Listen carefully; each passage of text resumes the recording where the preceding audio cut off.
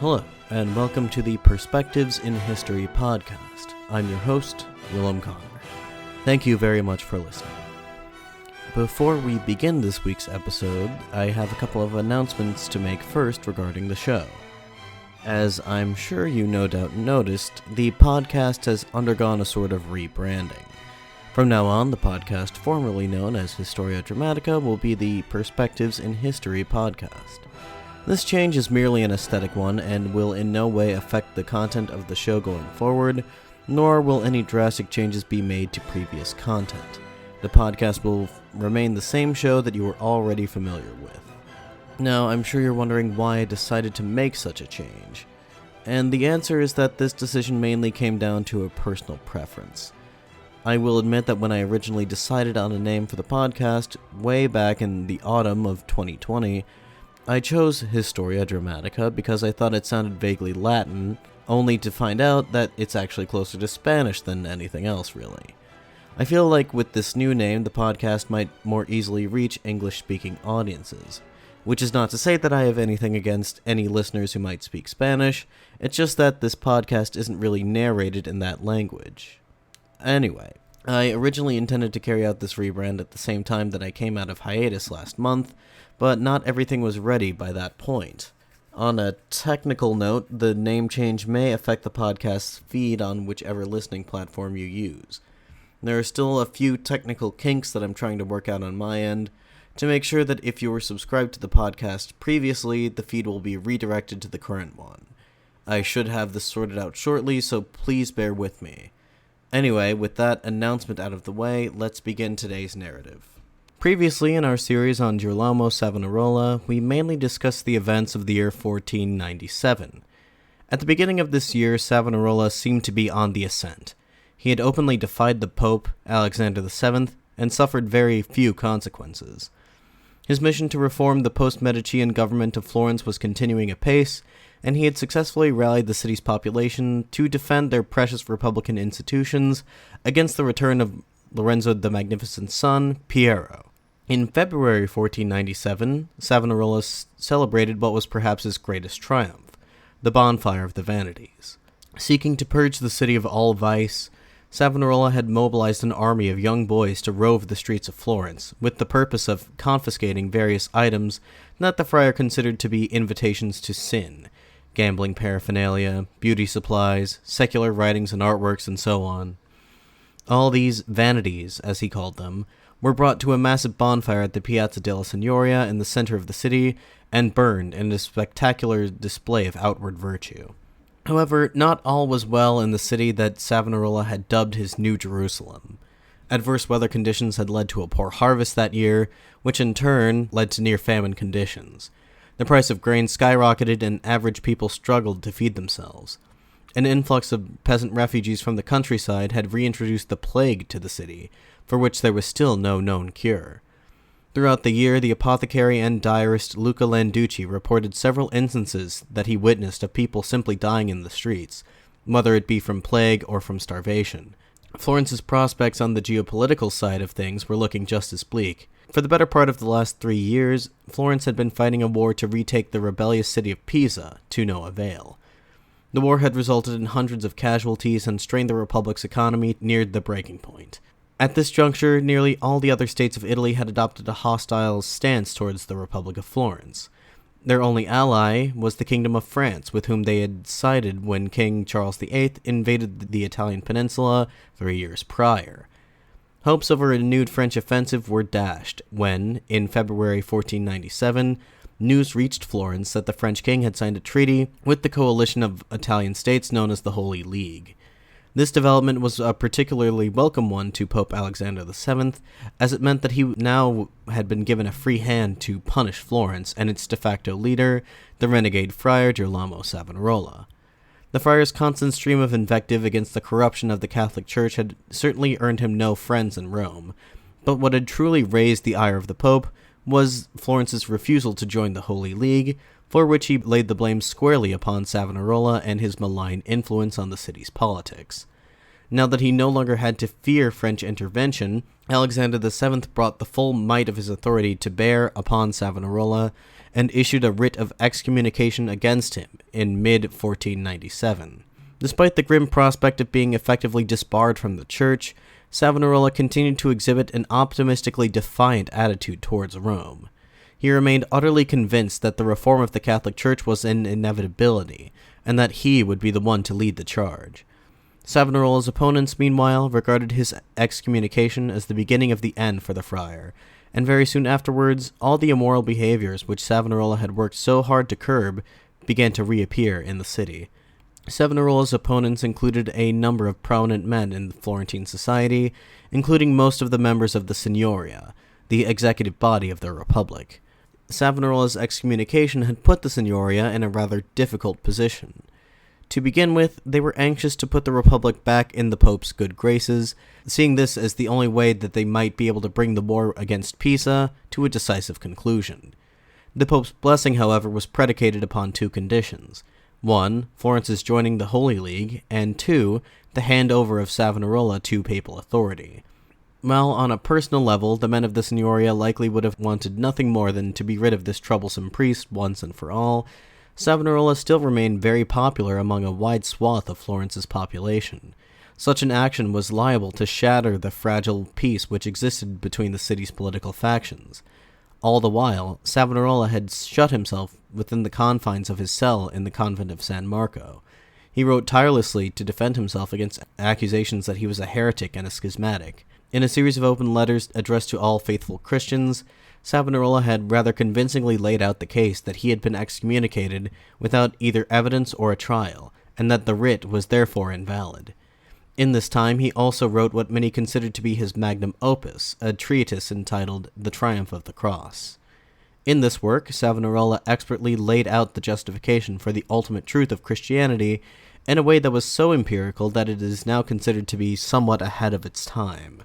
The beginning of the new year marked 6 months since Savonarola had last delivered one of his famous sermons, or had even been seen in public. As the season of Lent quickly approached, rumors began to spread that the friar was planning to openly defy the Pope and take to the pulpit once again. When asked by a Ferrari's ambassador if there was any truth to these rumors, Savonarola cryptically replied that he would resume preaching when he received a sign from those who were able to command him. Naturally, the ambassador assumed that Savonarola was referring either to the Signoria or to the Pope, but Savonarola quickly clarified that he was actually referring to God himself. In February 1498, it seemed that Savonarola had received the sign from above that he was waiting for, and on the 11th of that month, he set out from the safety of San Marco for the Cathedral of Santa Maria del Fiore, escorted by his usual accompaniment of armed bodyguards. His loyal congregation was overjoyed at his return, and upon his entry into the cathedral, they immediately began to sing a popular hymn entitled, "We Praise Thee, O God."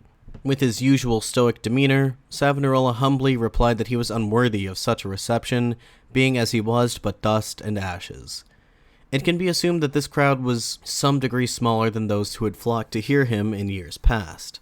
Landucci reports that many were hesitant to attend, fearing that they may be excommunicated by their association with Savonarola, and that he himself was among those who did not go out of such a fear.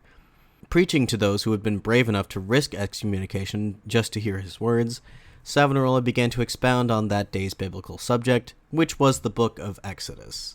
This book of the Bible contains the story of Moses, who led the Israelites out of captivity in Egypt. Just as the Israelites, the elect nation of God, had been saved from the wrath of the Pharaoh, so too would Florence, God's new elect nation, be saved from its own enemies. Savonarola, of course, cast himself in the role of Moses, and Alexander VII as the Pharaoh. He, as the allegorical Moses, was both the spiritual and political leader of the allegorical Israelites, i.e. the Florentines. However, the allegorical Pharaoh, i.e. the Pope, had sought to silence his voice. Nonetheless, determined to fulfill God's divine plan, he must be allowed to preach to his people. Then, dispensing with this allegory, Savonarola then addressed the subject at hand directly, his excommunication. Regarding the authority of the Pope, Savonarola began to use another extended metaphor. Quote, "A governor of the church is a tool of God. But if he is not used as such, he is a broken tool. He is no greater than any man. Therefore you may say to him, You do no good, because you do not let yourself be guided by the Lord. And if he says, I have the power, you may say to him, That is not true, because there is no hand guiding you, and you are but a broken tool." End quote. Now, dispensing with this metaphor, Savonarola began to launch into a personal attack on the Pope. Quote, "What was the purpose of those who lied in order that I should be excommunicated? Once my excommunication was announced, they once more abandoned themselves to excessive eating and drinking, to greed of all kinds, to consorting with concubines, to the sale of indulgences, and to all manner of lies and wickedness. On whose side will thou be, O Christ? On the side of truth or lies? After all, Christ says, I am the truth." End quote. Around this time, some of Savonarola's more youthful and daring opponents put into motion a rather audacious plot against him. The group responsible for this were known as the Compagnaci, which translates roughly as the Rude Companions or the Ugly Companions. Their plan was to rig the cathedral's pulpit with explosives and to blow up the friar as he preached. To this end, they hired the services of one local explosives expert, but when they realized that some of their friends and family members might also be caught in the blast, they backed down. Seeing as how this abortive plot was concocted about 100 years before Guy Fawkes' gunpowder plot in England, it would have been the first terrorist bombing in the history of Europe. Of course, it is worth inquiring as to what exactly motivated such a drastic action. Did these rude companions hope to save Florence from the dangers which Savonarola posed by his continued defiance of the Pope? Most historians suggest that their motives were not so selfless. Seeing as how most of the conspirators hailed from Florence's upper classes, it is more likely that their hedonistic tendencies simply stood in opposition to Savonarola's asceticism. Nevertheless, the whole incident should be interpreted as an illustration of the new heights to which political division had risen in Florence during this time. Some of Savonarola's less brash opponents, particularly those in the Augustinian and Franciscan orders, took to less drastic measures. Instead of plotting terrorist actions, they instead dutifully relayed word of Savonarola's most recent actions to Rome, where the Pope was quite predictably enraged by the news. He summoned Alessandro Bracci and Domenico Bonsi to appear before him at court. These were Florence's two ambassadors to the Papal States, and to them had fallen quite the unenviable task of mollifying the cantankerous Pope. Bracci quoted the Pope as saying, quote, "So, you are allowing Father Girolamo to preach again. I never would have believed that you would treat me so." End quote. Later that day, Bonsi wrote a letter to the Signoria stating, quote, "I am being attacked on all sides by cardinals and prelates, who have come to complain in the strongest possible fashion about the behavior of your excellencies in allowing Savonarola to preach. They all tell me of the Pope's great anger in this matter. You have enemies all over Rome, who are doing their best to whip up feelings against you." End quote. Apparently, it wasn't just verbal attacks that the two diplomats had to worry about. One night, a group of armed men broke into Bonsi's residence in Rome, prompting the diplomat to flee for his life. When news reached Alexander VII that Savonarola had appeared in public for a second time on February 17th, he instructed the unfortunate diplomats to relay word to the Signoria that if they did not take immediate action to silence Savonarola, that he would place the entire city under interdict, tantamount to a collective, city-wide excommunication. Additionally, the Pope clarified that more than just spiritual chastisement could be in order for the city if they continued to defy his will. The Florentines risked facing the military might of the Holy League.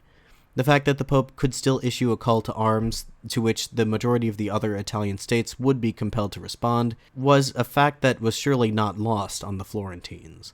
Even as the couriers raced northward to Florence to deliver this latest, most urgent missive from the Pope, Savonarola continued to preach in public at his every opportunity, and as the danger increased, so too did his utterances become more and more melodramatic. Shrove Tuesday, the day before the beginning of Lent, quickly arrived. That morning, Savonarola conducted the Mass, during which he made a number of strange pronouncements. For instance, at the moment before he began to give the Eucharist, he called out, quote, "I bid you all pray fervently to the Lord that if this work be not inspired by him, that he will send down his fires to bear me straight to hell." End quote.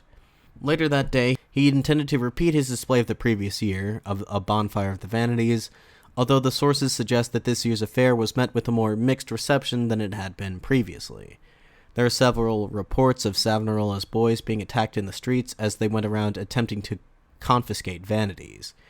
The boys' white garments were violently torn from their backs, and they were pelted with rocks and excrement, as the citizens of Florence were generally more resistant towards attempts at confiscation. Nevertheless, Landucci reported, quote, "There was made at the Piazza della Signoria a large pile of vain things, nude statues, playing boards, heretical books and poems, and many other vanities of great value, estimated at several thousand florins." A few days later, on March 1st, a new Signoria was elected, which had a narrow Arrabbiati majority. They immediately passed down an interdict forbidding Savonarola from preaching at the Santa Maria del Fiore. This represented only a half measure, but this time Savonarola intended to obey. That same day, he took to the pulpit of the cathedral to announce that he was taking his leave. He explained to his congregation that it was the most prudent thing to do to stand down so as to avoid inciting further public scandal. This did not mean that he was done preaching. However, he would simply relocate his preaching to San Marco for the foreseeable future. These following sermons were, by virtue of their location, more restrictive, and naturally fewer people attended them. One person who was able to watch these sessions, which would be among the last public utterances given by Savonarola, was a 29-year-old scholar named Niccolò Machiavelli. At this time, Machiavelli had yet to embark on his famed political career, nor had he begun to write the works for which he remains most famous today, but he had already developed a keen interest in political events. He wrote a brief account of Savonarola's most recent behaviors to a friend in Rome. Quote, "He invited all his followers to take communion in San Marco on the day of Carnival. He said that he would pray to God to give him a very clear sign if the things that he predicted did not come from him. On the day that the new Signoria was announced on February 26th, he figured it to be more than two-thirds hostile towards him. Afraid that the new government would immediately obey the Pope's brief summoning him to Rome under penalty of an interdict, he decided, either on his own or on advice from friends, to withdraw to San Marco. Once our friar found himself in his own house, you would marvel more than a little if you heard how boldly he goes on with his sermons.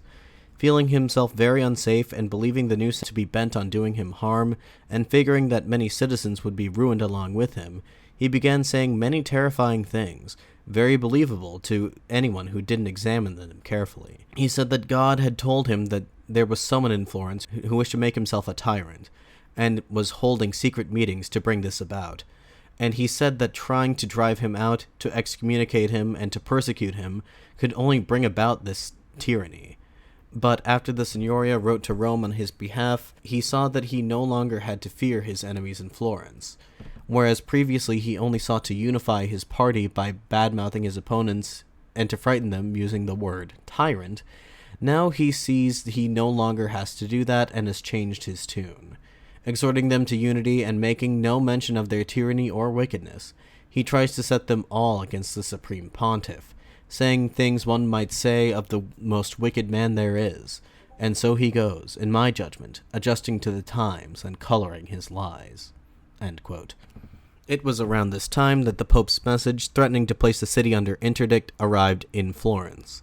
It was now that Savonarola felt his hand was forced to play his trump card.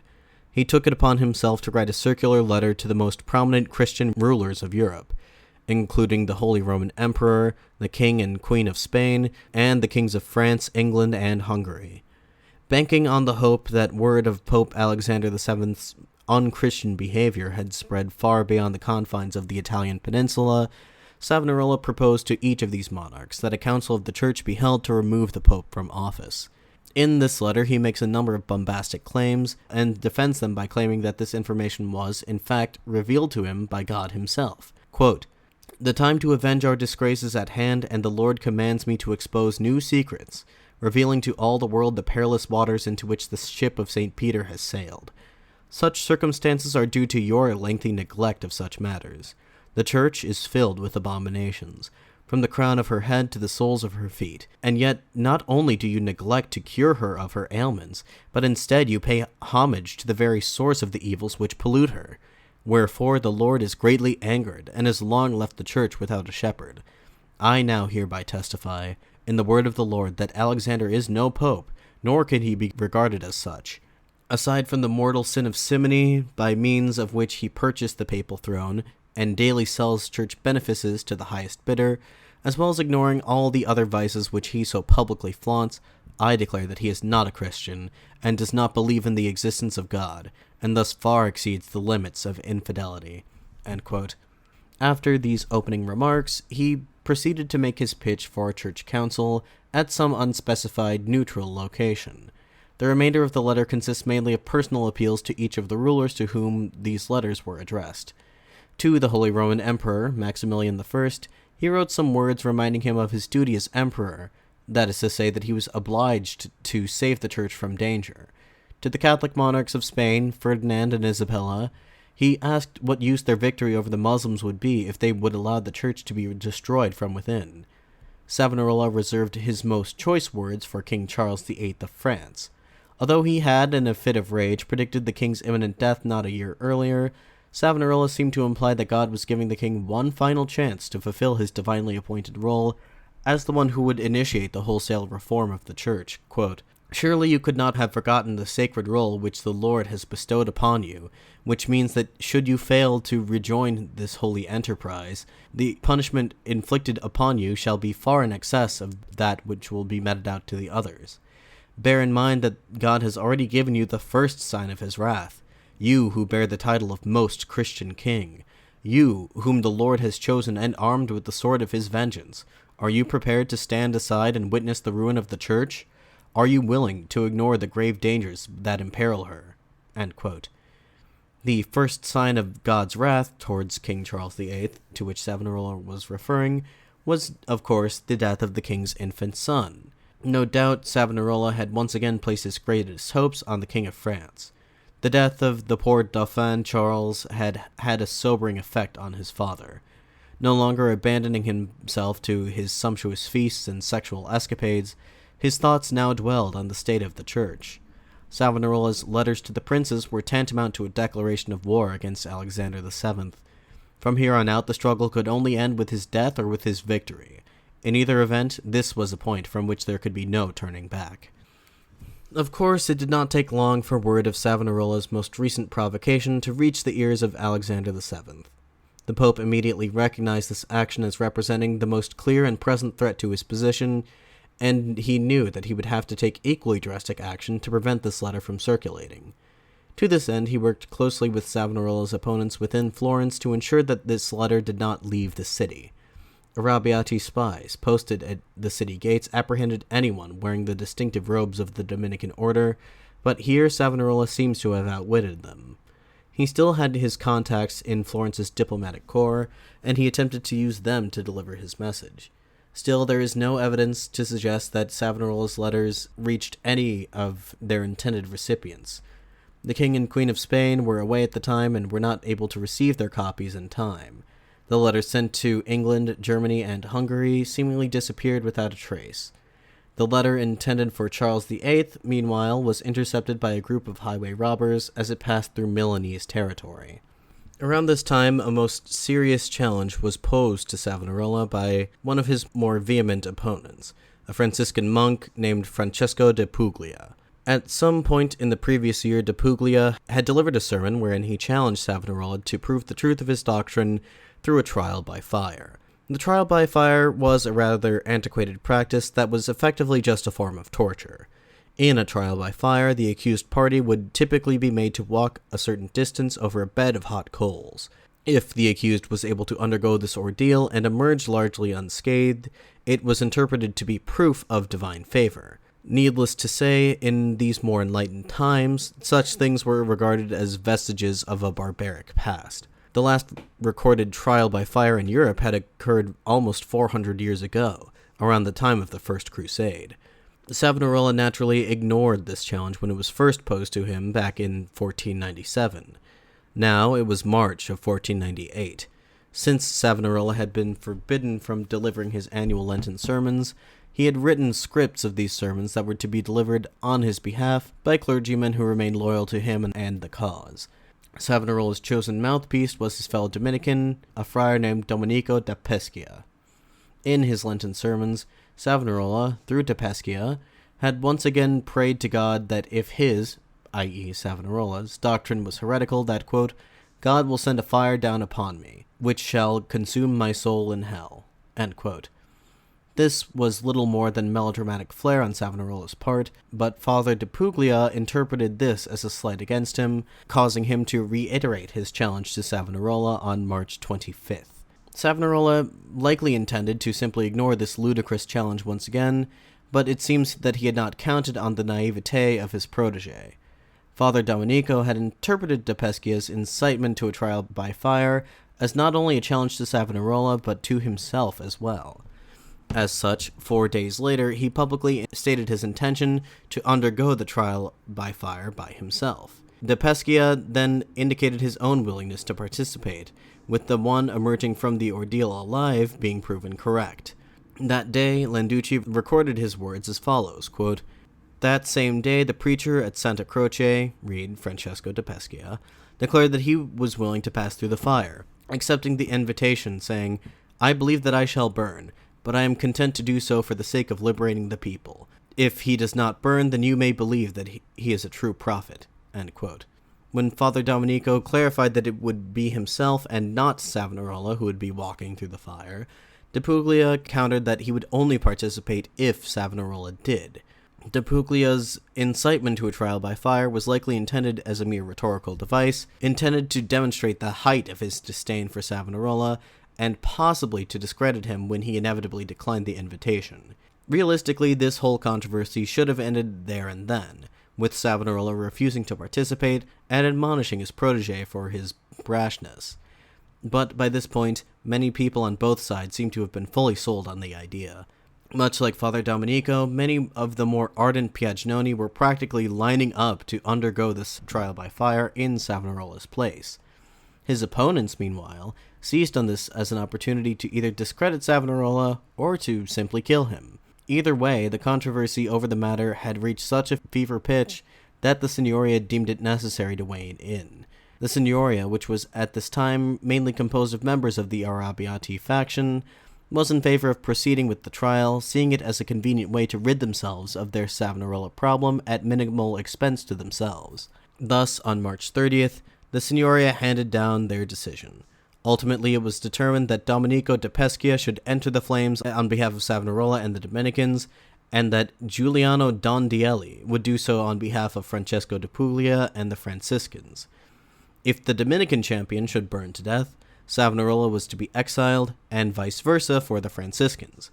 In the very likely event that both participants burned to death, or in the equally unlikely event that both emerged unscathed, there was no mention as to what sentence should be passed. But if either representative refused to participate, they would have failed the test. A written agreement was drawn up along these lines, and both prospective champions affixed their signatures to it. There now remained only one final formality to attend to before the trial could proceed. Seeing as how all the participants were clergy, for the sentence to be passed down on any of them, the Pope's approval was required. Thus far, Alexander VII had responded to reports of the ongoing controversy in Florence by stating his public disapproval. However, the Pope privately informed the Signoria that while he could not possibly give his official consent to such a trial, he would also not make an effort to stop it. Thus, the trial was set to proceed as planned. The stakes were as high as they had ever been.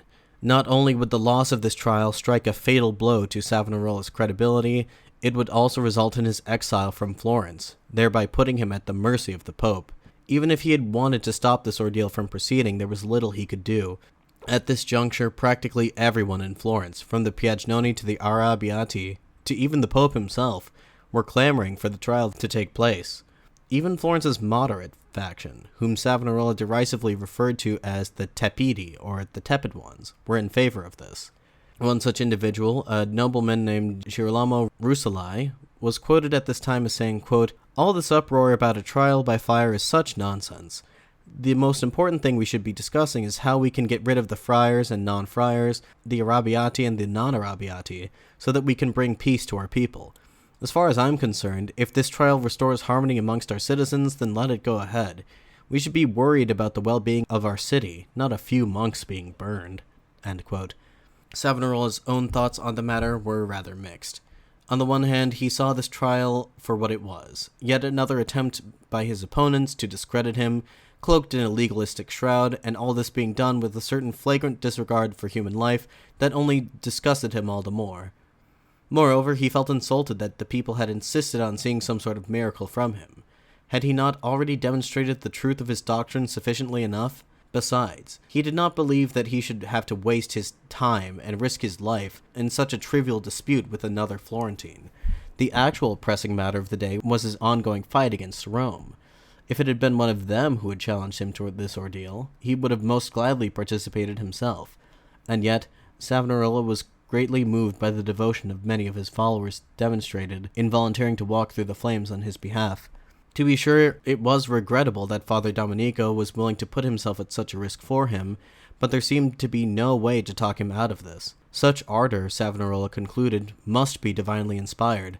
It seems that in the back of his head, Savonarola kept his faith that his cause was righteous, and that God would help him by offering a sign of this righteousness to the masses of non-believers. And so it was that Savonarola, however reluctantly, gave his own consent to the trial by fire. The day of the trial, April 7th, quickly arrived. At the Piazza della Signoria, a massive platform had been constructed, around which much flammable material had been placed. That morning, a procession of over 200 Dominican monks made its way from San Marco to the piazza, all the while bearing torches in their hands and chanting the words of Psalm 67, quote, "Let God rise up and dispel his enemies," end quote. Father Domenico de Pescia led the procession, carrying on his back a large wooden crucifix. He was followed by Savonarola, who held in his hands the bread of the sacrament of the Eucharist. Upon arriving at the piazza, they set up a makeshift altar, and Savonarola said a quick mass. The Franciscans, who had arrived on the scene earlier that morning, merely stood in stunned silence, likely intimidated by the Dominicans' display of courage. Soon enough, both parties made it known that they were ready to begin, but before they could, a series of further controversies delayed the proceedings indefinitely. The Franciscans accused Father Domenico of concealing charms beneath his robes, and he was compelled to change his outfit. Further controversy ensued when the Franciscans objected to him carrying his crucifix into the fire. Savonarola proposed a compromise, that he be allowed to carry the Eucharist with him into the fire. Still, the Franciscans raised their objections once again. For several hours straight, this interminable back and forth continued, as the Signoria tried and failed to make the rival camps see eye to eye on anything. In the absence of the spectacle that they had all gathered to see that day, the crowd outside began to grow restless. At one point, their anger threatened to boil over into a full-on riot. Then suddenly, around dusk, a distant thunderclap rang out, followed by an intense hailstorm. Now that they were physically unable to proceed with the trial, the Signoria called the whole thing off and compelled the crowds to go home. Grumbling amongst themselves, they no doubt argued as to whether the sudden appearance of the storm had been the work of God or the devil. Either way, some higher power had intervened, but whether it was a miracle that had vindicated Savonarola, or rather the work of his demonic arts to prevent his lies from being exposed, of course depended on who one asked. The next day dawned without major incident. It was April 8th, 1498, Palm Sunday. The morning passed quietly, but as the day went on, it was beginning to become apparent that something in the city was deeply wrong. Posters and graffiti denouncing Savonarola and his supporters began to appear on malls across the city, and there were sporadic attacks on Piagnoni in the streets. Things came to a head in the late afternoon. At 4 p.m., Father Mariano Ughi, a member of Savonarola's inner circle, set out from San Marco for Santa Maria del Fiore in order to give the evening mass. He did so accompanied by the usual accompaniment of followers and bodyguards who usually escorted Savonarola and his more prominent followers whenever they left the convent. Upon arriving at the cathedral, they found the benches already full, but it was soon made clear that not all in the congregation were among the faithful. Several of the Compagnacci had infiltrated the crowd, and before the priest could even begin the mass, they started to make a loud commotion, yelling insults such as, quote, "Get out of here, you sniveling psalm singers," end quote. One of the friar's bodyguards drew his sword and proceeded to drive the Compagnacci out of the building, inciting the rest of the crowd to panic. Once outside, the Compagnacci began to run up and down the streets, calling out to their supporters, quote, "Let's get the friar, on to San Marco," end quote. Before long, the entire city was up in arms. As all this was going on, Savonarola was in San Marco conducting his own Vesper service, when suddenly he was interrupted by the sounds of angry shouts and stones hurled at the convent's walls. Landucci, who was present at San Marco at the time, described the ensuing scene, quote, "The adversaries of the friar, especially the Compagnacci, rushing towards the convent, cried out, 'To the friar and to San Marco!' And all the people and children joined with them and ran along with stones, making it impossible for the many men and women who were within the convent to come out. I chanced to be there, and had I not managed to get out through the cloister and fled, I might have been killed." End quote. Most of the civilians had been safely escorted through the back door, but the 200 or so friars and 30 of their most diehard civilian followers remained trapped within the monastery. Outside, the Compagnacci had managed to whip the crowd into such a frenzy that those inside naturally began to fear for their lives. One of the Piagnoni who had elected to remain with the friars, the former Gonfalonier Francesco Valori, entreated the monks to follow suit and flee, but the monks of San Marco refused to do so, instead deciding to stand their ground and defend their monastery. As it would turn out, a few of the friars had been making preparations for such an eventuality as this for quite some time now. They had taken it upon themselves to convert an old unoccupied cell in the basement into a makeshift armory, containing 18 halberds, 6 crossbows, 4 arquebuses, and a couple of small mortars, as well as several pieces of armor and the requisite ammunition for these weapons. All this they had done without the knowledge of Savonarola, who no doubt would have put a stop to these activities had he known about them. Indeed, when 16 of these monks did take up arms, Savonarola despaired, shouting, quote, "They must not stain their hands in blood. They must not disobey the precepts of the gospel, nor their superiors' commands." End quote. This appeal, however, was in vain, as the friar could scarcely be heard over the roar of the crowd outside. Biographer Pasquale Villari described the scene, quote, "It was a strange sight to see these men, with iron breastplates over their Dominican robes and helmets on their heads, brandishing enormous halberds and speeding through the cloister with shouts of 'Long live Christ the King,' to call their compatriots to arms." End quote. Desperate for cooler heads to intervene, Savonarola ordered that the bells of the convent be rung so as to sound the alarm and summon the civil guards to the scene. At around dusk, several mace-wielding guards did indeed arrive at San Marco, bearing with them a proclamation from the Signoria. The proclamation stated that Savonarola and the other occupants of the convent had 12 hours in which to lay down their arms and vacate the city's premises, never to return. If they happened to remain in the city after this period elapsed, a sizable sum of florins were to be offered for their capture. Rather than producing the intended effect of enticing Savonarola and company to surrender, it only caused them to dig in their heels even deeper, believing the pronouncement to be nothing more than a trick by their enemies. Meanwhile, violence had spread throughout the city, with mobs assaulting the homes of Savonarola's prominent supporters. By this time, Francesco Valori had managed to slip out of the monastery, intending to ride off and to rally whatever Piagnoni he could to aid in the defense of San Marco. He had hardly managed to leave the confines of the monastery before he was seized by 2 guardsmen, who, after promising that they would spare the life of the former mayor, began to escort him to the Piazza della Signoria. However, while they were en route, an unknown assailant struck him in the back of the head several times with an agricultural implement until he died. The mob then proceeded to attack his house, murdering his wife and making off with whatever they could before setting it alight. This sort of incident repeated itself elsewhere in the city throughout the night.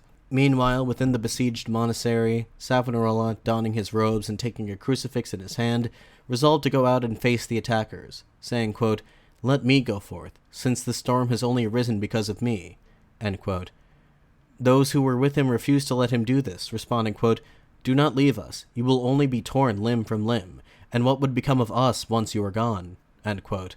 Completely unable to restrain the violence, Savonarola merely looked on in horror as the fighting broke out in earnest. The besiegers had managed to breach the main door, but were quickly chased off by sword-wielding monks. Others were attempting to scale the walls with ladders, whereupon they were struck by roofing tiles hurled down by the defenders. As the attackers advanced into the main nave of the church, a certain Friar Enrico, who over the course of action had seized an arquebus from one of the invaders, now utilized the pulpit to steady his aim as he shot down several of the attackers within the church. Savonarola himself, meanwhile, retreated to the choir area, where he frantically said prayers until the fighting around him got too intense and he was compelled to retreat deeper into the monastery. Leading with him a small group of his most pacifistic followers into the library, he addressed them with a few final words, quote, "Every word I have said came to me from God, and, as he is my witness in heaven, I do not lie. I am departing from you with deep sorrow and anguish, so that I can now surrender myself into the hands of mine enemies. I do not know whether they intend to kill me. However, you can be certain that if I die, I shall be able to better aid you from heaven than I have ever been able to do here on earth." End quote. Despite having made this grim farewell address, some of his followers still tried to entice the friar to make an escape, but it was too late at this time. A turncoat within their midst, one Malatesta Sacromoro, spoke up, saying, quote, "Should not the shepherd lay down his life for the sake of his flock?" End quote. At this time, something seems to have clicked in Savonarola's head, because he immediately ceased his hesitation and began to make his way out from the sanctuary and the relative safety of the library to face his fate. After receiving communion for one last time, he bade farewell to all his loyal followers, many of whom begged to go along with him. Ultimately, Savonarola would only allow one man to accompany him to his fate, Domenico de Pescia, whose unwavering faith during the whole trial by fire ordeal had left such a profound impression on him. At this time, a group of guards, led by their captain, Giovanni della Vecchia, had arrived within the monastery, and after having cowed the mob into order, they made their way to where Savonarola and company were hiding. After giving their word that they would ensure that the prisoners would be escorted safely to the Piazza della Signoria, Savonarola and de Pescia stepped forward, whereupon their hands were bound and they were led from the monastery. The siege of San Marco had ended. Savonarola had lost. But, seeing as how this episode has gone on quite longer than I was anticipating, it seems appropriate for us to stop here. In the next episode, 2 weeks from now, we will cover Savonarola's imprisonment, trial, and execution.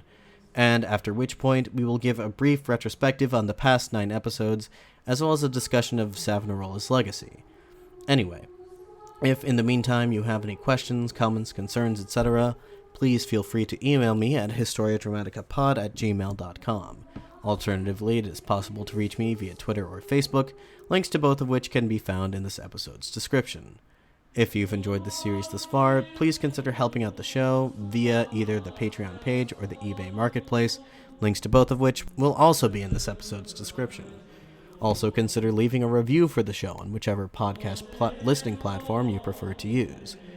Anyway, this has been the Perspectives in History podcast. I'd like to thank you once again for listening. I'm your host, Willem Connor, signing off.